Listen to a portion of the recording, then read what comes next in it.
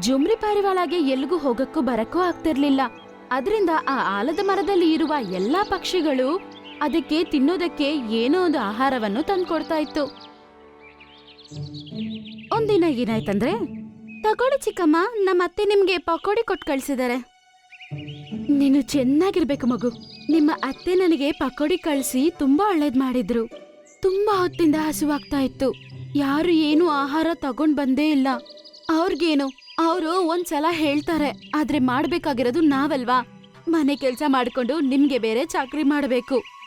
ಎಲ್ಲಾದ್ರೂ ಹೋಗು ಸಾಯ್ಬೋದಲ್ವಾ? ಸುಮ್ನೆ ಈ ಆಲದ ಮರದ ಮೇಲೆ ಬಂದ್ ಕುತ್ಕೊಂಡು ನಮ್ ತಲೆ ತಿಂತಾ ಇರ್ತೀರಾ. ಇನ್ನೊಂದ್ ಕಡೆ ನಮ್ಮತ್ತೆ ಇವಳಿಗೆ ಚಾಕ್ರಿ ಮಾಡೋದು ನನ್ ತಲೆ ಮೇಲೆ ಹಾಕಿತ್ತಾಳೆ.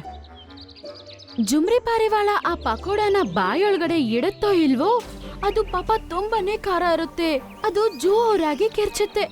ಅಯ್ಯೋ ಸತ್ತೋದಪ್ಪ, ಯಪ್ಪ ಇದು ತುಂಬಾ ಖಾರ ಆಗ್ತಿದೆ, ತಿನ್ನಕ್ಕಾಗ್ತಿಲ್ಲ. ಬುಲ್ಬುಲ್ ಇದ್ರಲ್ಲಿ ತುಂಬಾ ಜಾಸ್ತಿ ಖಾರ ಹಾಕಿದ್ಯಾ? ಊದ್ರೆ ಹೋಗ್ಲಿ ಅಂತ ತಿನ್ನಕ್ ಕೊಟ್ರೆ ಕೊಬ್ಬು ನೋಡಿದೆ ಇವಳಿಗೆ. ಖಾರ ಹಾಕಿದ್ಯಾ, ಇದ್ ಹಾಕಿದ್ಯಾ ಅಂತ. ಇವಳ ಕತೆ ಬೇರೆ ಕೇಳ್ಬೇಕು. ನನ್ ಕರ್ಮ. ಬೇಕಂದ್ರೆ ಬಾಯಿ ಮುಚ್ಕೊಂಡ್ ತಿನ್ನಿ, ಇಲ್ಲ ಅಂದ್ರೆ ಬಿಸಾಕಿ.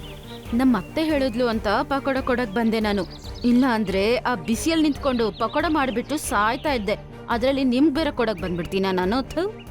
ಬುಲ್ಬುಲ್ ಈ ತರ ಮಾತುಗಳನ್ನ ಮಾತಾಡೋದು ಕೇಳಿ ಪಾಪ ಜುಮ್ರಿ ಪಾರಿವಾಳಗೆ ತುಂಬಾನೇ ಬೇಜಾರಾಗುತ್ತೆ.